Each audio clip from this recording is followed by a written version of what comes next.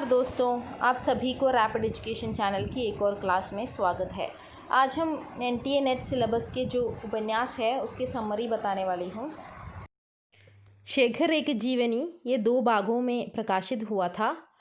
पहला भाग 1941 में प्रकाशित हुआ था और दूसरा भाग 1944 में प्रकाशित हुआ था। शेखर एक जीवनी 2 भागों में आए हैं, तो उनके नाम हैं उत्थान और संघर्ष। हमें भाग 1 उत्थान के बारे में पढ़ना है। उसमें 4 भाग आते हैं: उषा और ईश्वर, बीज और अंकुर, प्रकृति और पुरुष, पुरुष और परिस्थिति। ये उपन्यास आत्मकथात्मक शैली में लिखा गया है और इसमें जो कहानी है वो स्वयं अज्ञेय के जीवन के निकट है। वे खुद कहते हैं, शेखर में मेरापन कुछ अधिक है। शेखर निस्संदेह एक व्यक्ति का अभिन्नतम निजी दस्तावेज है, यद्यपि वह साथ ही उस व्यक्ति के युग संघर्ष का प्रतिबिंब भी है। शेखर एक क्रांतिकारी युवक है जिसे फांसी की सज़ा सुनाई गई थी। जेल में रहकर पूर्व दीप्ति शैली में उनकी पूरी ज़िंदगी वो याद करते हैं। फ्लैशबैक शैली में ये लिखा गया है। वो बचपन से ही विद्रोही था। माँ से बचपन में प्रश्न करते हैं कि बच्चे कैसे पैदा होते हैं। इससे माँ नाराज़ होते हैं, गुस्सा होते हैं। और मद्रासी लड़की शारदा एवं नौकरानी से उससे काम भावना उत्पन्न होते हैं। शारदा एक लड़की है जिसे वो हाई स्कूल के समय मिला था और शारदा भी उसे प्यार करते थे शेखर से, लेकिन वो अपने माँ के अनुशासन से डरती थी। इस वजह से शेखर से दूर हो गई। शेखर एक बार उसका हाथ पकड़ लिया था तो उसने कहा, मेरे हाथ छोड़ दो। उसे इस तरह का हरकत पसंद नहीं आया और उसके बाद वो कभी शारदा से नहीं मिला। किशोरावस्था में उसे मौसीरी बहन शशि से प्यार होता है। वो बहुत घनिष्ठ संबंध था। शशि का विवाह दूसरे पुरुष रामेश्वर से करवाया जाता है। रामेश्वर शशि के चरित्र पर संदेह करते हैं और उसे छोड़ देता है। तब वो शेखर के पास आकर रहने लगती है। यही शेखर एक जीवनी की कहानी है। इसमें मुख्य पात्र के रूप में शेखर, शशि, शारदा आते हैं। भाग 1 ही विस्तार से हमें पढ़ना है। ये 1941 में प्रकाशित हुआ था, याद रखिए। अगला उपन्यास है बाणाभट्ट की आत्मकथा। ये हजारी प्रसाद द्विवेदी का उपन्यास है। इसमें 7वीं सदी के भारत की राजनीतिक स्थिति का चित्रण किया है। उत्तर भारत में हूणों का आक्रमण हुआ था और कोई भी बड़ी शक्ति उनका प्रतिरोध करने के लिए सक्षम नहीं। उस वक्त की जो कहानी है वो इस उपन्यास में वर्णित हुआ है। उस वक्त का शासक हर्षवर्धन था और बाणाभट्ट उन्हीं का दरबारी कवि था। इस उपन्यास में कुछ पात्र ऐतिहासिक है। हर्ष, कुमार, कृष्णवर्धन, राजश्री, देवपुत्र, मिलिंद, बाणाभट्ट आदि ऐतिहासिक पात्र है, जबकि कुछ काल्पनिक पात्र को भी इन्होंने जोड़ दिया है। यह है निपुणिका, महामाया, भट्टिनी, अघोर, भैरव, सुचरिता आदि। इन्होंने ये उपन्यास हर्षचरित नामक संस्कृत ग्रंथ को बजीव मानकर लिखा है। द्विवेदी जी ने बाणाभट्ट के चरित्र पर लगे हुए लांछन को दूर करने के लिए तथा नारी सम्मान की रक्षा का उद्देश्य दृष्टिगत रखकर इस उपन्यास की रचना की है। उस वक्त प्रतापी सम्राट तुवर मिलिंद की पुत्री भट्टिनी का अपहरण कर उसे बेच दिया गया था। जब राजा का ये हाल था तो साधारण स्त्रियों का हाल कैसे अच्छा हो सकता है। बाणाभट्ट, निपुणिका एवं कृष्णवर्धन के प्रयासों से भले ही भट्टिनी के सम्मान की रक्षा कर ली गई, लेकिन सामंती व्यवस्था में पुरुष प्रधान समाज में नारी इसी प्रकार उत्पीड़न का शिकार होती रही है। इस बात पर द्विवेदी जी बहुत दुखी होते हैं। वो कहते हैं, क्या संसार की बहुमूल्य वस्तु इसी प्रकार अपमानित होती रहेगी। बाणभट्ट के द्वारा द्विवेदी जी ये कहलवाते हैं कि नारी शरीर देव मंदिर की भांति पवित्र है। ये कहकर वे नारी की जो गरिमा है वो बढ़ा देते हैं। भट्टिनी को निर्दोष साबित करते हुए बाणभट्ट के द्वारा ये कहलवाते हैं, सियारों के स्पर्श से सिंह किशोरी कलुषित नहीं होती और चरित्रहीनों के बीच वास करने से सरस्वती कलंकित नहीं होती।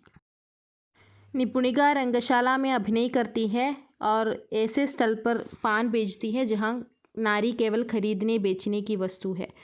बाणभट्ट फिर भी मानता है कि इस स्थिति में भी निपुणिका पवित्र है, वह लोगों की आलोचना नहीं करती। बाणभट्ट की आत्मकथा में द्विवेदी जी प्रेम और नारी दोनों के प्रति उदात्त भाव रखते हैं। इस उपन्यास में अतृप्त प्रेम का चित्रण किया गया है।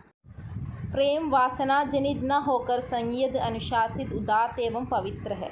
निपुणिका और भट्टिनी दोनों ही बाणभट्ट से प्रेम करती है, किंतु दोनों का ही प्रेम अतृप्त प्रेम है, उसमें वासना की गंध लेशमात्र भी नहीं है। इसी प्रकार अघोर, भैरव और महामाया का प्रेम भावात्मक नहीं है वरना साधनात्मक है। इस उपन्यास के माध्यम से द्विवेदी जी ने जनसाधारण को यह संदेश दिया है कि सुधारों का कार्य राजा पर नहीं छोड़ना चाहिए, बल्कि स्वयं अपनी शक्ति से उन सुधारों का क्रियान्वयन करना चाहिए। राष्ट्र को सर्वोपरि समझकर सभी वर्ग के लोगों को राष्ट्रीय संकट के समय परस्पर एकजुट होकर राष्ट्र सेवा में त्याग और बलिदान के लिए तत्पर रहना चाहिए। इसमें सरल स्वाभाविक भाषा भी दिखाई देते हैं और अलंकृत काव्य भाषा भी दिखाई देते हैं। यह है बाणभट्ट की आत्मकथा। और अगला है फणीश्वरनाथ रेणु के महिला अंचल। पहले हम आंचलिक उपन्यास क्या है इस बारे में देखते हैं। ये अंचल विशेष की भौगोलिक स्थिति का तथ्यपरक चित्रण होता है। कथानक का आंचलिक आधार होता है। अंचल की लोक संस्कृति का निरूपण होता है। आंचलिक भाषा में प्रयुक्त होने वाली शब्दावली का प्रयोग होता है। अंचल की राजनीतिक, धार्मिक, सामाजिक एवं आर्थिक स्थिति का निरूपण होता है। फणीश्वरनाथ रेणु ने मैला अंचल की भूमिका में लिखा है कि यह है मैला अंचल, एक आंचलिक उपन्यास। कथानक है पूर्णिया। मैंने इसके एक हिस्से के एक गांव को पिछड़े गांव का प्रतीक मानकर इस उपन्यास का कथा क्षेत्र बनाया है। ये 1954 में प्रकाशित उपन्यास है। हिंदी के कुछ अन्य प्रमुख आंचलिक उपन्यास के नाम बताते हैं। फणीश्वरनाथ रेणु के मैला अंचल, पर्थी परिकथा, नागार्जुन बलचनमा वरुण के बेटे रतिनाथ की चाची, नई पौध, दुख मोचन, रांगेय राघव, कब तक पुकारूं काका, देवेंद्र सत्यार्थी, रथ के पहिए, उदय शंकर भट्ट, शेष अशेष, सागर लहरें और मनुष्य, लोक परलोक, शिव प्रसाद मिश्र, रुद्र, बहती गंगा, रामदर्श मिश्र, पानी के प्राचीर, शैलेश मटियानी, हौलदार, अमृतलाल नागर सेठ बांगेमल, बलभद्र ठाकुर, आदित्यनाथ। मैला अंचल के कथानक में 1942 ईस्वी से लेकर गांधी जी के निधन तक मेरीगंज जिला पूर्णिया प्रांत बिहार के जन जीवन और परिस्थितियों का जीवंत चित्र प्रस्तुत किया है। गांव में विभिन्न वर्गों के लोग अपने अपने टोले में रहते हैं। मेरीगंज एक पिछड़ा हुआ गांव है जिसमें उच्च वर्ग, निम्न वर्ग, धनी, निर्धन सभी वर्गों के लोग रहते हैं। इसमें पारस्परिक संघर्ष चलता रहता है। आज़ादी मिलने के बाद निम्न वर्ग में नई चेतना का उदय हुआ, जिससे यह संघर्ष और भी तीव्र हो गया। इस गांव की प्रगति में बाधक तत्व है प्राचीन रूढ़िगत संस्कार, छुआछूत, आपसी संघर्ष और अंधविश्वास। जनता अब अपने उन दुश्मनों को अच्छी तरह पहचानने लगी जो आज़ादी मिलते ही खद्दर पहनकर देशभक्ति और जनसेवा का लबादा ओढ़े हुए हैं, किंतु है पक्के स्वार्थी। यही इस उपन्यास का इसकी मूल चेतना है। एक अंग्रेज़ी अफसर जिसका नाम W.B. मार्टन था, उसकी बीवी का नाम मेरी और इस बीवी के नाम पर मेरीगंज नाम पड़ा है। गांव का जो वास्तविक नाम है वो लोग भूल गए। और ये जो W.B. मार्टन है वो हमेशा वहाँ पे एक मलेरिया सेंटर खोलना चाहते थे। इस तरह का उपन्यास की शुरुआत होती है। मैला आंचल 2 भागों में विभक्त किया है, जिसमें पहले भाग में 44 परिच्छेद है और दूसरे भाग में 23 परिच्छेद है। कुल मिलाकर 67 परिच्छेद है। इसमें पात्रों की संख्या बहुत अधिक है, लगभग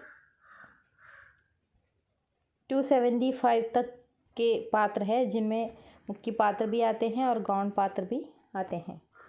लेकिन इसमें मुख्यतः डॉक्टर प्रशांत उपन्यास से के पहले से अंत तक रहते हैं। इसकी माँ ने इसे हांडी में डालकर कोसी की बाढ़ में बहा दिया था और एक विधवा स्त्री जो स्नेहमयी थी उसने लालन पालन किया।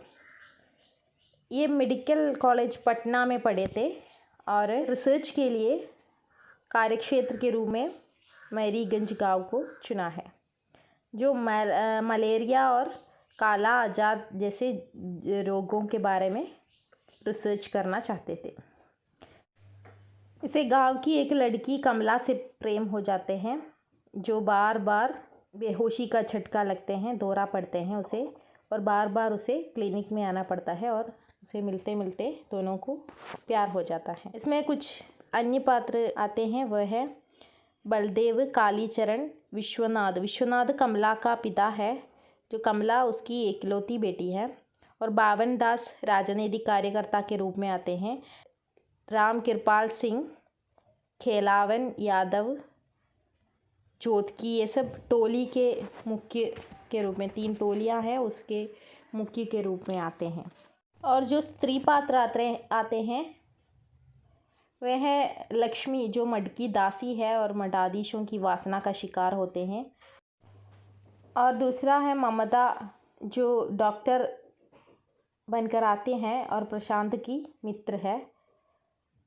और फलिया, राम बिहारी आदि अन्य स्त्री पात्र भी आते हैं। और इसमें डॉक्टर प्रशांत कहते हैं, गरीबी और जहालत इस रोग के 2 कीटाणु हैं। पेट उनकी सबसे बड़ी कमज़ोरी है तथा मौजूदा सामाजिक न्याय विधान ने उन्हें अपने सैकड़ों बाजुओं में जकड़ कर ऐसा लाचार कर दिया है कि वे चूक तक नहीं कर सकते। यहाँ पे अंत में ये होता है कि गरीबी जो कुछ भी है वो सब है उस गांव की जो बीमारी वहाँ पे फैली हुई है, ये डॉक्टर प्रशांत के रिसर्च में आते हैं। और अंत तक आते आते ऐसा होता है कि एक परिवर्तन की जो भाव है वहाँ पे उत्पन्न होते हैं। ऐसे इस उपन्यास का अंत होता है, परिवर्तन वहाँ पे शुरू होता है।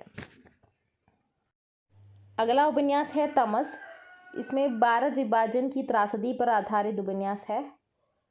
ये अंग्रेज़ों द्वारा हिंदू मुसलमान को लड़ाने की साजिश का पर्दाफाश करते हैं। इसमें नत्थू ने सुअर काटकर मस्जिद की सीढ़ियों पर और गाय काटकर मंदिर की सीढ़ियों पर डाल दी, जिससे 2 समुदायों में द्वेष बढ़ गया और झगड़ा शुरू हो गया। वे दोनों समुदायों के लोग एक दूसरे के खून के प्यासे हो गए और झगड़ने लगे। तमस को 1975 में साहित्य अकादमी अवार्ड प्राप्त हुआ था और इसका प्रकाशन 1974 में हुआ था।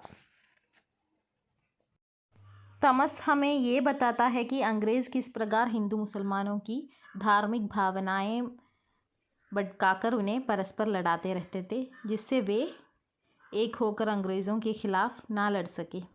इस प्रकार तमस उपन्यास में विभाजन की मानसिकता और उससे लाभ उठाने वाले लोगों को बेनकाब किया गया है। अगले क्लास में फिर से मिलती हूँ। धन्यवाद।